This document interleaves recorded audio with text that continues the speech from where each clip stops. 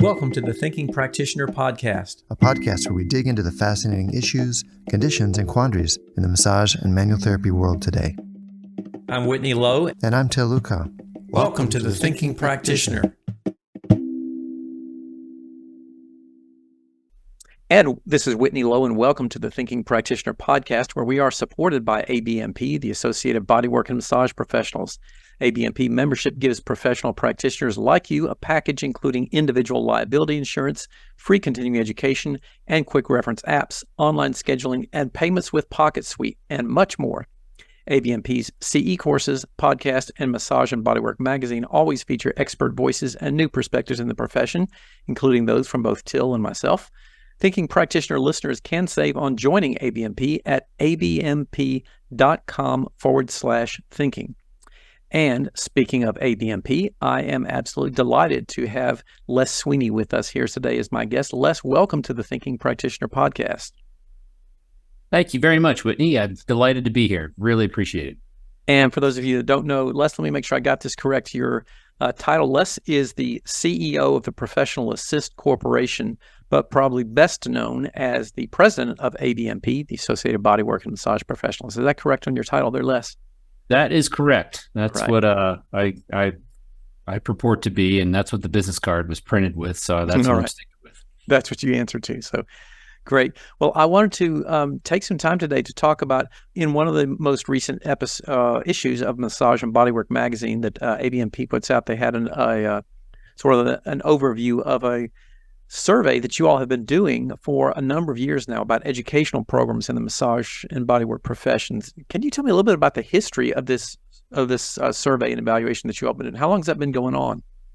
Yeah, actually, I'll tell you a funny anecdote about that will demonstrate my length of time with the organization. We have a new person working in our marketing team who does some of the analytics, and we were working on this project, and they brought me in to kind of as grandpa to overlook the old stuff or make sure it's following the same routine as usual. And she said, "This is really interesting stuff." And I said, "Oh, I'm glad you think so." And she's like, "How long have you been doing this?" And I said, "Since before you were born." And she started laughing. And I said, "No, seriously, since before you were born." We did our first school census in 1998. And, is that right? I didn't realize it had been that long, huh? We do it every other year. Yeah. We do it in the beginning of the following year. So we did it in 99 for the 1998 enrollment totals. And so we've done it every 2 years since then. So this latest one was the one that we wrapped up in first quarter of this year, contacting all the programs and asking them basically, how many graduates did you have in 2022? So yeah, so if memory serves, like this 24 years, I think that means it's the 12th or 13th iteration of this that we've been doing. So yeah, so you're essentially in this survey too, you're looking at the number of massage programs that are out there, and then the number of graduates per program, and some other things about breaking down those programs. Are they trade schools, proprietary schools, that kind of thing? Is that correct? Yeah, one of the things that we did a pretty long time ago now, but we categorized, one of the things I wanted to do was categorize in our database. We keep a database of all training programs because somebody graduates from a program and joins, and we have to verify their training, make sure that they're went to an approved school and that they have their licensure, et cetera, for eligibility for membership, and so they can qualify for liability insurance as well. And so a long time ago, when I was just a wee lad and I was kind of leading the charge in terms of working with schools, I wanted to have a better handle on what types of programs there were.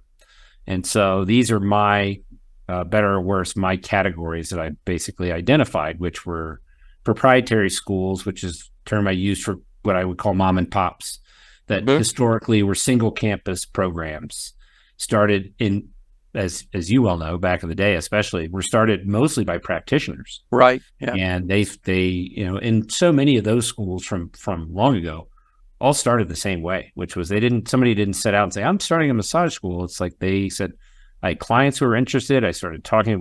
I started doing small programs, or I did some little bit of teaching, and then one day I looked up and I was a school, and I had to get approved by the state and do all this other stuff.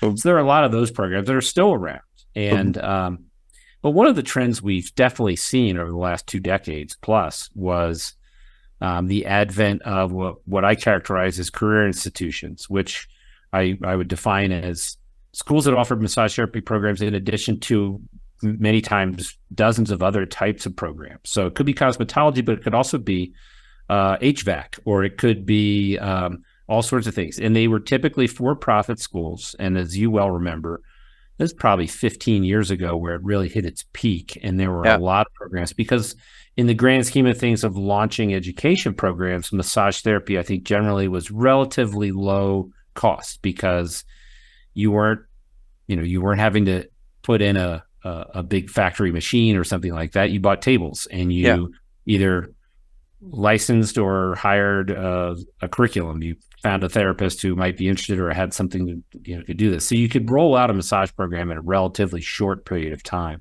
Mm-hmm. So that segment really mushroomed late 2000s, early 2010s or so. I'll circle back to that in a second. Those are the two were at one point the two largest categories, and then there were colleges, and those were programs that were offered through the community college system in a lot of states. Some states are more prominent than others. North Carolina had a pretty robust program of a lot of community colleges offered massage therapy programs.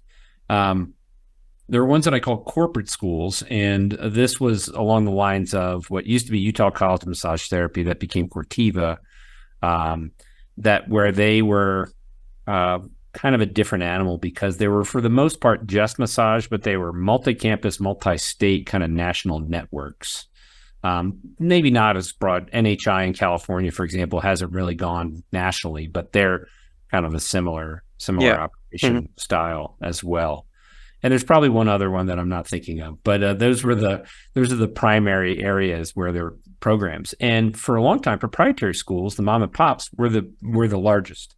And it started to shift around the end of 2000s, 2010, and there were about 400 plus career institutions, and there were 500 plus massage programs. And this is back when there were as many as 1,600 programs in the country. Yeah. And we keep track of this because, as I said, to process a membership, and also because we want to have relationships with schools. So we stayed pretty on task with this. But every 2 years when we do this census, it kind of serves a couple different masters. And one is it helps educate the field about this is where the trend line is as it relates to education.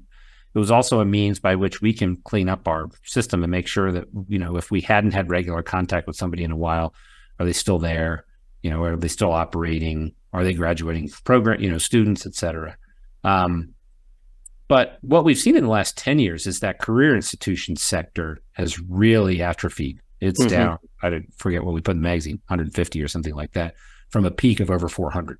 Yeah. And that was surprising to me because back then I remember saying, I remember speaking at our school forum one year, and the title was "Will the Wolf Survive?" It was like, hey, is this is the individual single campus mom and pop school going to make it? What I didn't realize at the time looking forward was they were going to make it because that was their life's work. And just as easy as some of these career institutions rolled out a massage program, they rolled it right back up when it didn't pass muster. And it's funny because I remember one time I was visiting a school. It was a career institution. They had a bunch of different types of programs. And I was meeting with a campus person, and I was just trying to explain to them who we were, what we did, et cetera. And I was asking questions, trying to learn more about their program.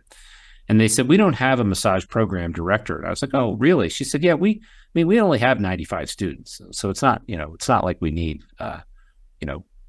somebody on site keeping track of that. And I thought to myself, and at the time I was thinking, there are about 800 schools that would give their IT to have 95 students. And if you had 95 massage students graduate last year, you're probably in the top 10% of all programs. I mean, it's changed a lot. There were times where, as you and I know, we had friends in this field who ran schools that graduated 400 students a year or whatever. And now there may be some school that graduates 150 or something like that, but it's just changed. And I think that's kind of an interesting idea or thing to chew on, to say, why has it changed so much? And I used to think that why are things going down? Why is, what's going on? Are people people don't like massage? Is it the viability of the career, et cetera? And I think there's probably some challenges related to the nature of the career. And I like to tell people, massage therapists have not figured out how to speed up an hour. Mm-hmm. And that is still the currency by which they all operate. No matter how great you are, you might be the Whitney Lowe massage therapist. You might be a fantastic massage therapist. You might be fresh out of school, but your job is still defined in many cases by time. Yeah. And that's a challenge for people, because there is that creates a kind of an upper bound as it relates to your capacity to earn and your capacity to do the work. Mm-hmm. And I think that's a natural governor on the field. But I also think when I look back at the change in that time frame was, I kind of explained it, like a lot of programs just rolled out and then rolled back up because it wasn't as lucrative as whoever was deciding to do it thought it was. Yeah. And I think that's why. So when I look at the number of graduates, and you think there were 70,000 graduates in massage programs in 2006 or whatever the number was, I think there is some hand-wringing about that. Why can't we be like that? And it's like, we'll never be like that, because we probably shouldn't have been like that in the first place. Yeah. That's the issue. Yeah. I think there's a natural level that we're probably settling into versus looking at it as a failure of some sort, that we don't meet those go-go days of the, before the big shift. And I think that's part of the reality of it. Yeah. Do you think, I've often wondered this, if there's seems to be a correlation or parallel between the time frame in which there was a kind of a crackdown from the government on a lot of these for-profit institutions because of the loan repayment processes and the difficulty of students getting out from under these and getting viable jobs. I mean, do you think that played a role in the collapse of a number of these programs? I think it probably did, but I also think, and the interesting thing is that's not over. That's still happening, and less so in massage, but certainly in cosmetology, there is a concerted effort to push back against the gainful employment rules. Mm-hmm. But that's been happening for a better part of almost 10 years. I think the Obama administration first kind of triggered that in 2013, 2014. And I think there's certainly an aspect to that, but I think it's a little bit like, if you're a shortcutter, you probably got negatively affected. But there was a little bit of a sweep that hit some schools that I think probably it shouldn't have. And it just made life difficult for them. And I think it changed enrollment patterns for sure. But I think, the other aspect, one of the things that our mutual friend, Ann Williams, who used to be our director of education, she and I would talk about too, is one of the things that the massage profession, the massage education profession, didn't do a good job of was anticipating the interest and desire for remote learning. Mm-hmm. And it's amazing how many schools got religion when COVID hit, because they didn't have a choice, just like a lot of businesses. But we were just behind the curve compared to a lot of other vocations that might be at some of these training institutions, even 10 years ago, where, we have been very, head in the sand is too strong of a statement, but we have been very resistant to rethinking the educational model in massage. And as you well know, the path of professional development in massage has been dictated by the regulatory forces. Mm-hmm. And that's, rather than maybe the education field leading it, it's been the other way around. And I think that's been part of the challenge as well. So some provincial thinking about training has probably also challenged some of that, has probably it contributed to that decline of enrollment as well. Look at it now and say we're turning back. It's really hard to do analysis and gain perspective when looking backward through 2021 and 2020. It's like everything. It's like opaque. It's like the frosted glass, and you can't really make things out as well because COVID just was such a monkey wrench for every, not just massage education or massage, but just for all of us. Yeah, Okay. by all means, it really does become an asterisk in the statistical books, because it just there's a lot of things that just have to be taken in context like that. Right. So I want to get back to a couple other things. You and I probably laughed about this a couple times at the time. We were at some of the ABMP school forum meetings. I spoke at a couple of those meetings trying to bang the drum about the importance of digital education and those kinds of things early on. And it was interesting to see the frequent sort of backlash and non-participation from folks, because there seems to be kind of an anti-technology trend in our field. And I thought, this is something that's going to come around to be a problem later on, because it's not going away. It's going to come, and it's going to be a much bigger part of our lives. And I would like to, kind of bump everybody in the direction of thinking about the future. But right. That's not always the way it is. The official, out. I told you so. Yeah, that's right. So. Yeah. When he was right. People should have listened to him. He was right. That's right. They'll put that on my gravestone or something. But but the other thing I wanted to go back to, and this is, again, something that I believe you and I probably had some conversations about over the years, that has troubled me extensively, about this huge bubble that we saw in the growth of programs in the early 2010s and everything, and late 2000s and this is something that Ann and I talked about. Ann Williams and I talked about a lot also at the school forums. The troubling trend that we saw of a lack of appropriately trained teachers to staff all of these programs that we're promulgating everywhere, and right. booming and everything like that. And to me, what that's produced is a big bubble of practitioners in the field who didn't really get very good training. And I really saw this happen a lot as a continuing education instructor over the years, of people coming into our programs and being very surprised at what they just really didn't know and what they hadn't grasped from their entry-level education. And I'm curious to hear your thoughts on do you think that trend, now that the number of programs are going down, and maybe we might have put some more emphasis on education, especially with the stuff that you all have been doing at ABMP with the Cornerstones Project and the school forums and all the other things that you've been putting together for educators, might we be able to see a reversal of that, where people are getting better training now because there's not so many programs out there? I think it has to have had an impact in terms of just, take even the specifics of our field aside, just the macro effects of that rapid of a growth just puts a strain on the infrastructure, period, no matter what. And when I went to massage school 2004 to 2006 in a very small program, and I was probably one of those people that the instructors I had were well intended and very nice people, and they were practitioners. They weren't instructors. Mm-hmm. And I always kind of equated to the training I got as almost like folklore.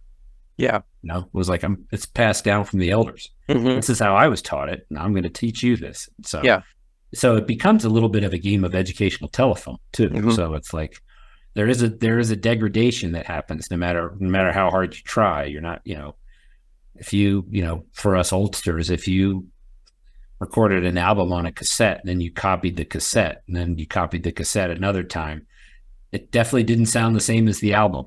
Yeah. And, right. That's, I think, a little bit of what happened. And I remember in our own experience, just being out interacting with schools and meeting a gal who graduated from the program like 8 months earlier, and she was now the teacher, and it was like, so yeah, I think that it happened. I think there's a change to a certain degree in that. I think, and we've tried to do that. We try to put our money where our mouth is, to say, well, part of our focus needs to be, and Bob Benson, our chairman, and, well, and I've worked with for the last 27 years, he came to me and said, I think there's opportunities for us here. And I said, 100%. And we also looked at it from just from a trickle down theory, of the sense that, what do we all want? We want a great experience for the consumer. Mm-hmm. And so if you just take a step back from that, you say, well, that means we need to have a really qualified professional. How do we get a qualified professional? Well, hopefully they went to a good program, and that we've taught them, and we've challenged them, and it's been a rigorous curriculum, et cetera. So if there are any weak links in that chain, we're not going to get the end result we're looking for. And I think there's been more focus on that. And we looked at it and, I appreciate the comments about cornerstones. It took us a while and it was important. And, this started 15 years ago with instructors on the front lines and putting together curriculum and teaching and, providing content for instructors to help them be better in the classroom, and our Instructor 101 series. And then we moved on to Cornerstones, and it's like, it's a 25-hour program. It's not something you breeze through. It's meaningful, and hopefully it's helping, because we also know that one of the it's not a downside, it's just the realities of the popularity of massage expanding is that the variety of clients you see is expanding.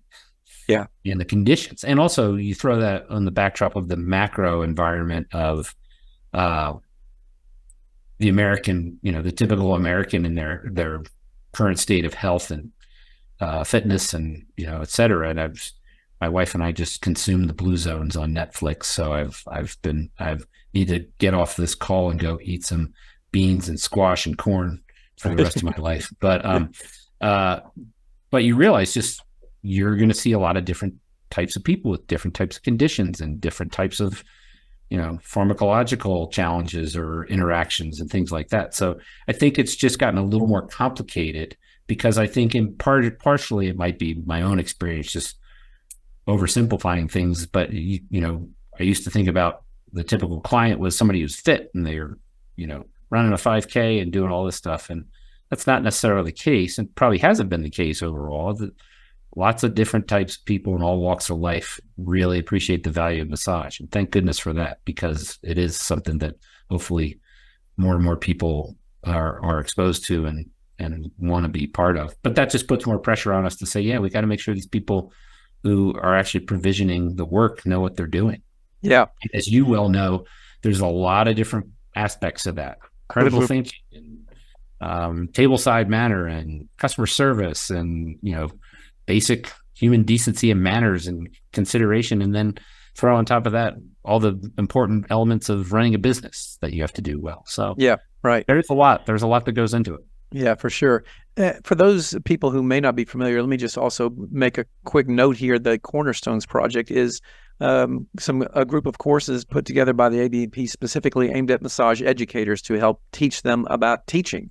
I'm a passionate evangelist about education, and this is something that I think has really been missing a lot in our profession for a long time, is to train some of these practitioners who come into it. Most of them who are teaching in these schools come into it from the standpoint of being a practitioner, not from being an educator and not having any kind of background in education. And so that really does help to have some kind of skills and awareness around those things that make you a good teacher to be able to relate things to everybody.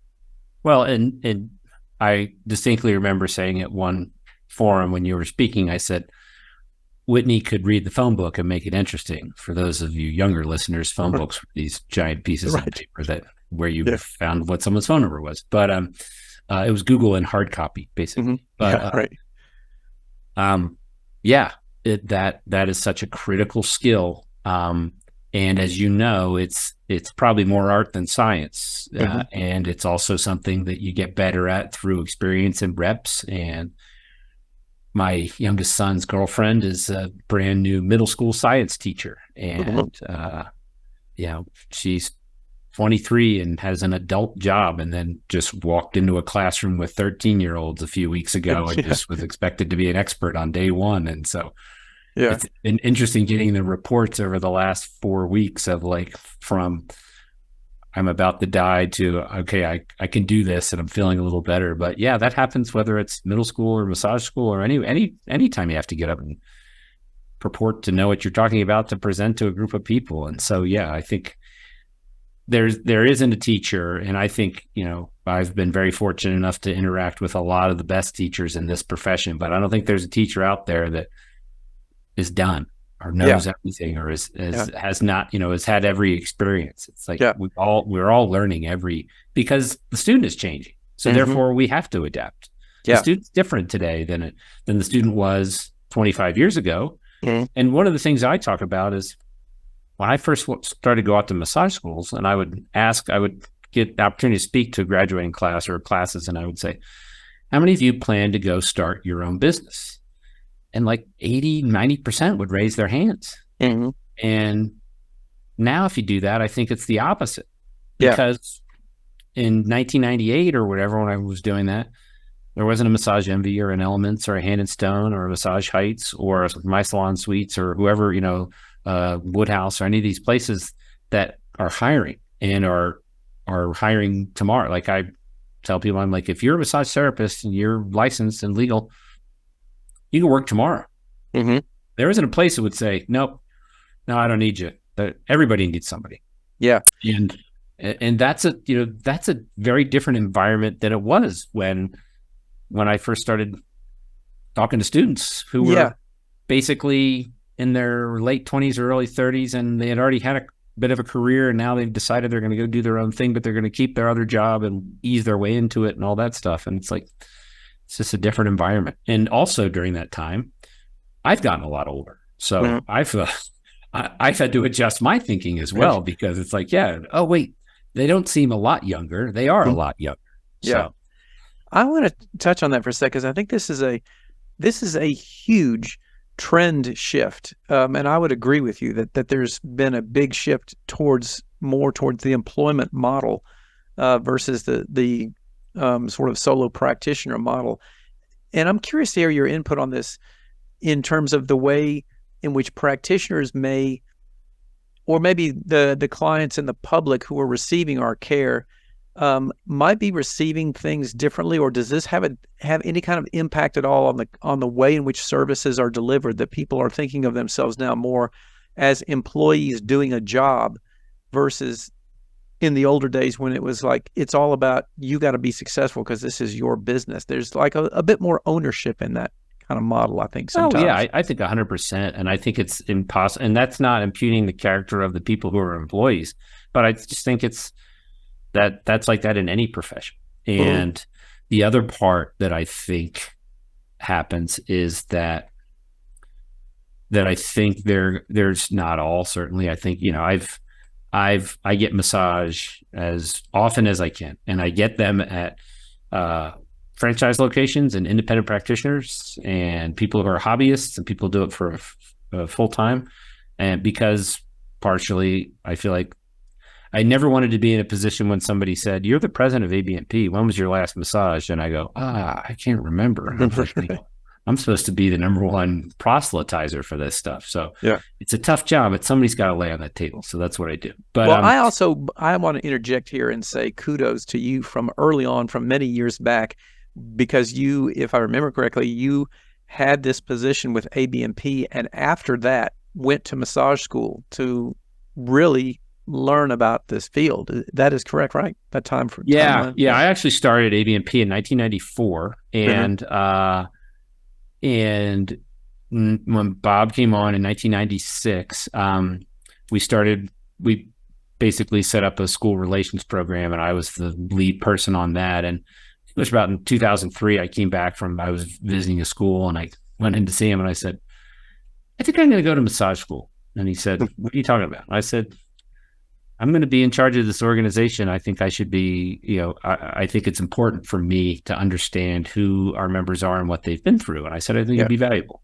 Yeah. And I remember when I was talking to our controller at the time, and she said, is this a calling or a project? And I said, it's probably somewhere in the middle, basically. But so I mean, I'd been here for 10 years before I went to school, and it was incredibly illuminating for me. And even though I've never really been a practitioner, I had 4 clients for a while. All their last names were Sweeney. They were terrible tippers, and they would tell you that he was not a very consistent massage therapist either. So I was still at my table, but it's rare that I would do something. And I did my, I'm still licensed in Colorado, and I did my clinic work and all this stuff, but I just never kind of hung out the proverbial shingle. Well, I'm curious to know, with that experience, what kind of like were the things that sort of shook you the most, surprised you the most, or what were the most significant takeaways from that experience that you saw about getting inside the field from somebody who has been managing it? It was funny because, as I said a little bit in school, I went to a very small school, and I had a friend of mine, the late Dennis Simpson, who was the owner of the Colorado School of Healing Arts, which I would still maintain is one of the best programs in the country, and it's been for 25 years. And I told him I was not going to his school, and I explained to him, because in Evergreen, where we are, there was a small school, and I was like, look, I can draw a line between the office and my house, and I can go through that school, and I'm doing this because it's important, but I'm doing it because I'm going through the process. I'm not looking to go to the best school possible. I was looking to go to a school so I could get the experience. So my school was very small. It was quaint. It worked well for me. It was just really helpful to meet people. I met the typical students. Like I met one of my friends was this gal who was 19 and wasn't sure what she was going to do with her life, and at that point I was 37 or something like that or whatever. And, I was pretty well established what I was going to do with my life at that point. We had 3 kids, so I was like an adult, at least on paper. And, it was just a really interesting experience to meet the people who were there, because as we hear the story and we tell the story over and over again, everybody who ends up at a massage school is on a journey, and they're there for different reasons. They had experience in their life that had helped them, or they're just in transition and they're not sure what they want to do, and they don't fit into what mom and dad wanted me to do for school, or I've been working and I'm 30 and I really like this and I'm sick of working at a bank, or whatever the answer is. So it was just a great exposure to interact with people in a way that I didn't always get to do in the office, and I still don't. I mean, I talk to members almost every day in some capacity, but I'm not in their office. I'm not practicing with them, so it was helpful to go through that experience in that regard. And even then, the interesting thing, it gave me great insights when I would talk to a group of students, because I would be like, I understand what you've gone through, and I would usually like draw on a whiteboard, and I would make like a little chart where I'm like, you come into school and you're nervous because you don't know any of these people, and you have a general idea about massage, but one thing you probably know is, oh my God, I'm probably gonna have to take my clothes off. And so that seems weird because I had never had to do that in school, and now I have to do it. Whatever. And then you get comfortable with these people, and you get this great bond with your classmates because you're working on them and you're interacting and you're sharing stuff, and then you're comfortable and like, okay, we're going to practice, and then we switch and I do this, whatever, you do all that. And then clinic starts, and it's like the terror starts all over again. I'm like, I'm going to have to deal with this with people who are strangers from the public. And I remember my first couple of clinic sessions thinking like, oh my God, now I have to work on this strange person or whatever. And then, and where we are at Evergreen, it's a pretty well-off area, but we would have a steady stream of people, because I used to say you get 80% of the massage for 50% of the price. Like back then, I think the student clinic was like $25 or $30. So we had all these people pull up in their Mercedes to come get their half-price massage, because they're like, yeah, I can come twice a week or once a week because you're good enough, and I'm paying for frequency, not as much quality or whatever. And but you go through that exercise, and then I'm like, okay, I got this. And then clinic kind of starts to build a rapport. You meet the same people, or you feel confident. And then I didn't get to the last step, which was, and then you got to go do it again with strangers that you don't know, and you have to get them to pay you money, and you don't have this sign out front that is drawing people in, that you're all on your own. And I just always resonated with me, like, and then especially because I've been involved in regulatory and legislative issues since I've started here too, that always gave me an acute insight to say, I'm really concerned about, there was definitely a diplomaism push, and I'm not by definition a libertarian by any stretch of the imagination, but I was always very keenly focused on saying, we need some level of regulation, but not onerous amount of regulation, because getting out of massage school and starting your career was such a function of momentum.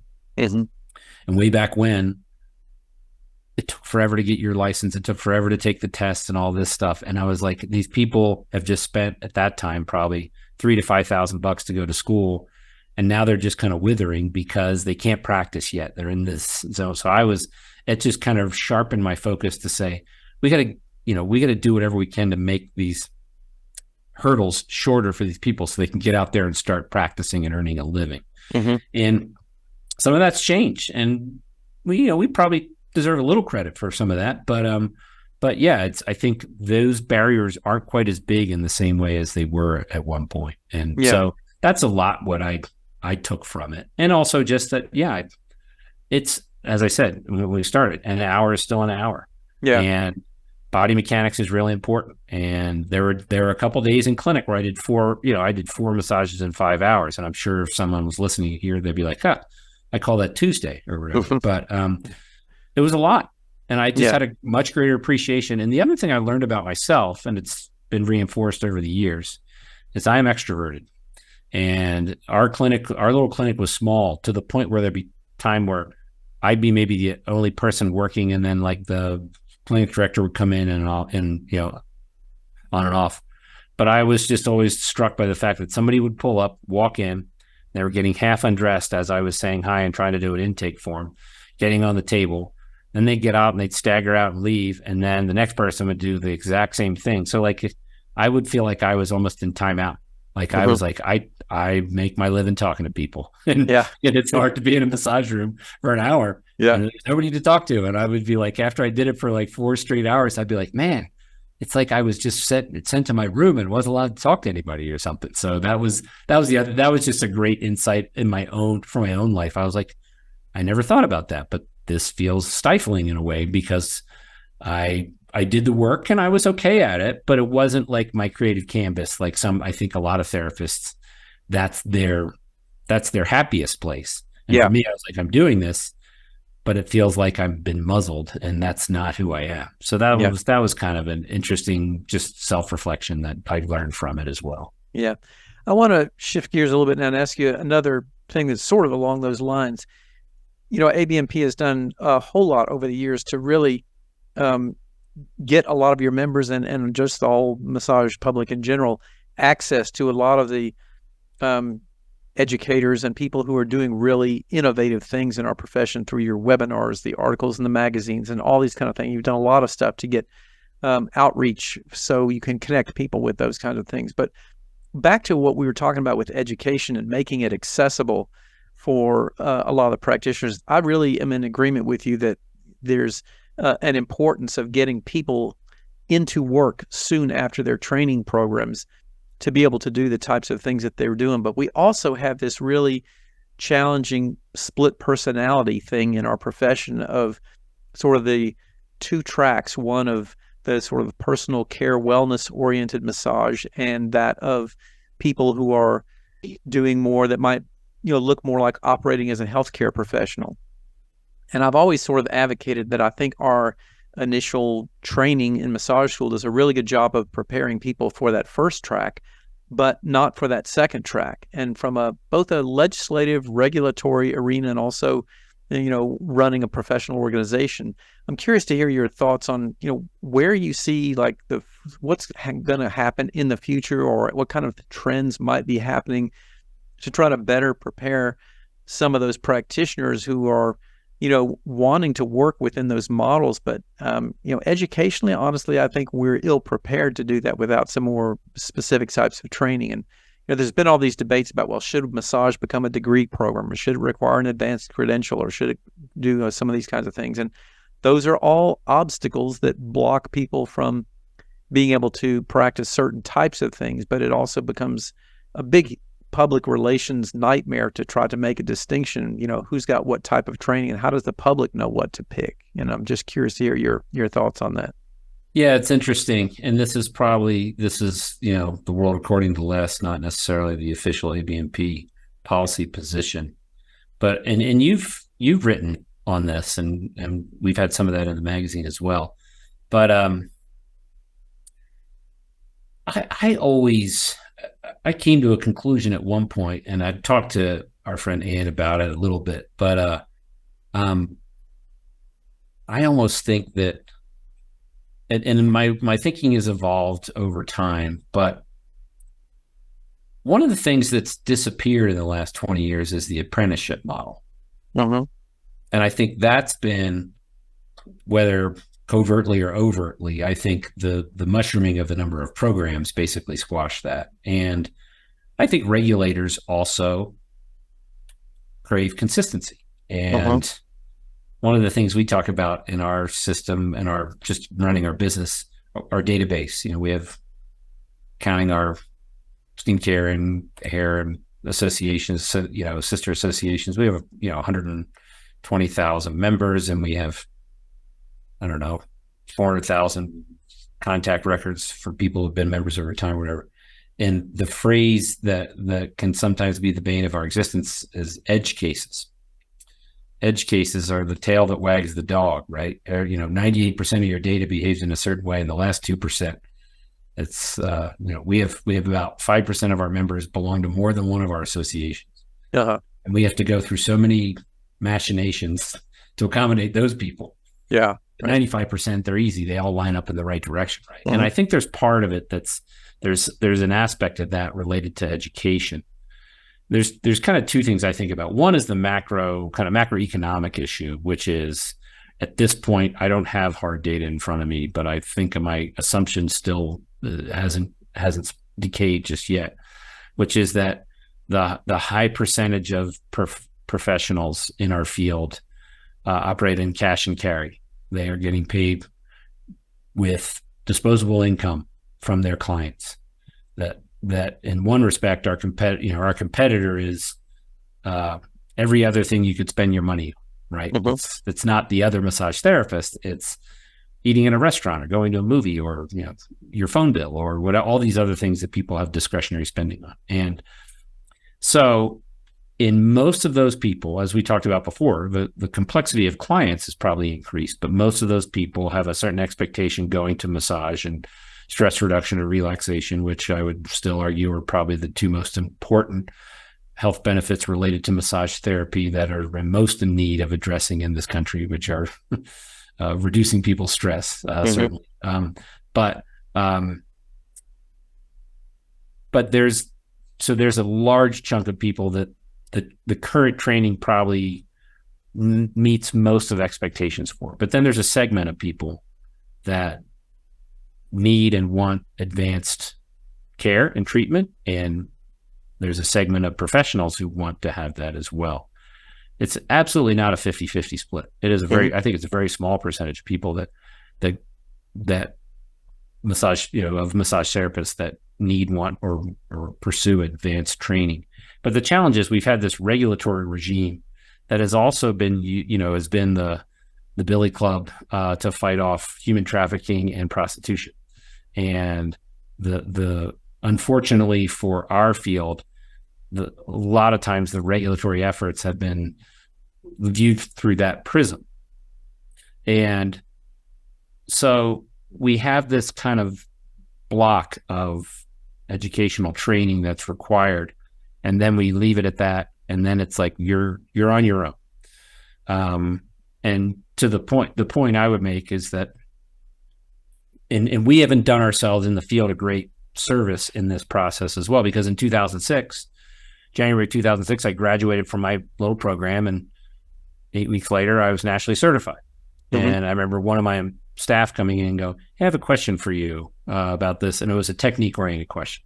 And they're like, "Well, you're nationally certified, so I figured you can answer this question." I said, at the time, I think there were 249, rough estimate, like 249,000 massage therapists in the United States. I'm like, I am the 249,000th most qualified therapist to ask this question of, because I have this, it's like saying, it's like asking a 16-year-old to drive in NASCAR. I'm like, no, that what the state has decided is that person is barely capable of doing this. Okay. Yeah. And that's what regulation is. Regulation is saying this person meets the minimum standards to make sure that they're not a menace to society. Yeah. And after that, you're on your own. And so I've never been a fan of saying regulatorily we should have a branch that's, a super user, you have the super user license or whatever, thing like that. I actually think that we should be letting people practice sooner, but then we should have a hybrid apprenticeship program and then a branching off where you can go do more. Yeah. But I think one of the things we haven't done, and the National Certification Board hasn't done, has established what that advanced credential might look like because they're board certified. It's kind of a black box, and it's a little bit like a lifetime achievement award. Yeah. And one of the things that one time we were talking about something, I said to Ann, I said, we need to have certification in low back pain, or we need to have certification in blah, blah, blah. It's like, rather than somebody's name technique, the Sweeney technique, I need certification in treating someone with a condition, because conditions are what people have. They want treatments that apply to conditions. They don't need to know whether the Sweeney method helps that or harms it. They need to know what is the solution for this. Yeah. It's not like we prescribe an antibiotic and we say, oh, it's okay, you're going to have erythromycin. And we're operating under an assumption that the doctor knows what erythromycin is, and it's the right answer here. Mm-hmm. But so I feel like we've created a barrier. It's expensive to go to massage school. You come out, we're in some ways better than we've ever been because there is an employment opportunity in front of somebody right away. But we're also asking somebody now to go to school anywhere on average, probably 600 to 750 hours of time, and spend somewhere between $8,000 and $12,000 and decide whether they like it or not. And, there's a little bit of, hey, in America, we have an economy where you just roll the dice and you hope it works out. But it's like, from a consumer protection standpoint, I would love somebody to have 300 hours and be able to work under a controlled environment for 3 months or whatever the time is, 9 months. And if you don't go back and get the rest of your training, then you're out of luck. But at least you've had a little bit of try it before you buy it. Yeah.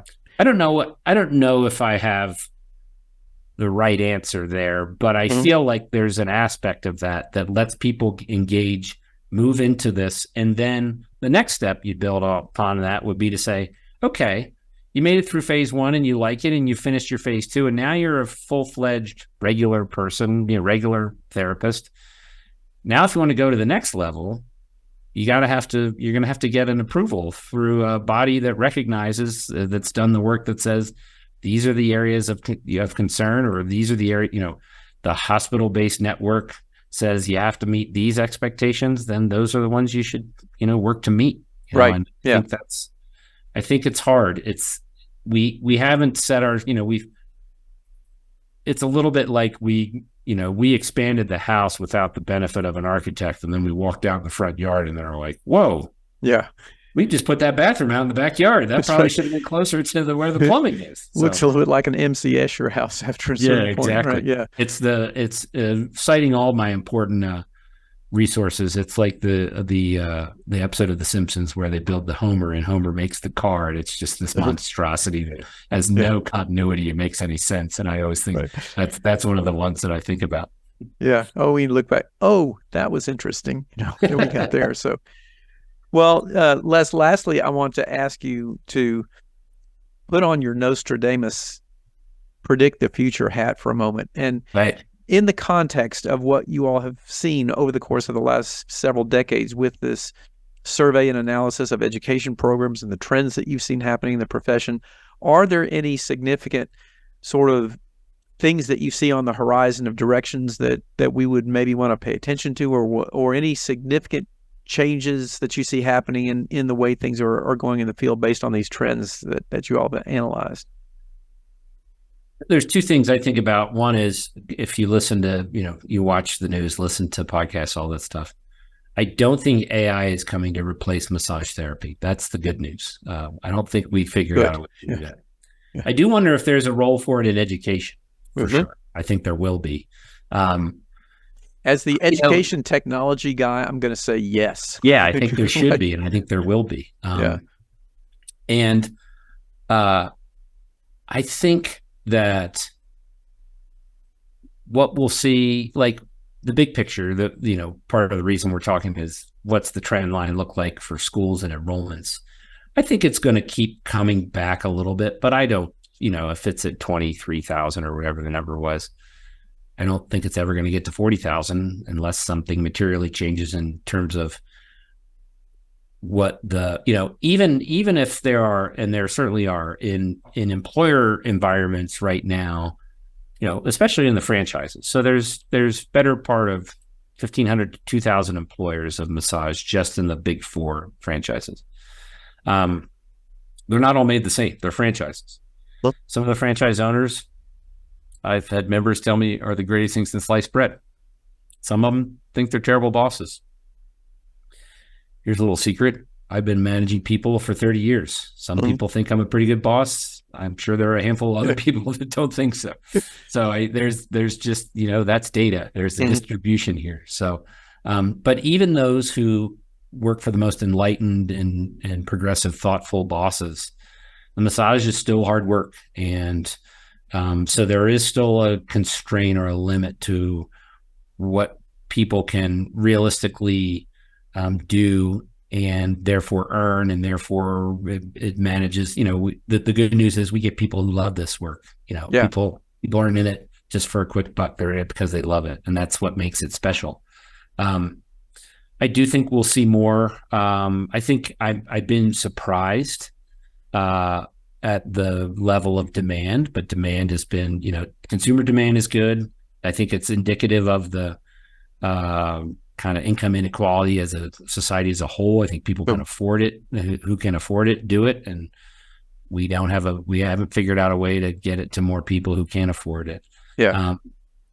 So I don't know if I see something changing other than I think we'll continue to hopefully give people the opportunity to have access to it and help those who are doing the work continue to do the work. Because one of the things that I worry about is that we interact with our members on a daily basis, and we reach out to members whose membership has expired. And one of the things I've noticed is that I'm calling more people who are older than me. And I'm getting older. I'm 56. And it's like, I'm worried that I want to make sure that we have the next generation of therapists who fall in love with this and do all the good work, like so many in the generation that's come up from the last 30 years have done so much good work in the field. I want to make sure we have the next generation of those, whether they're the thought leaders or the practitioners or, both.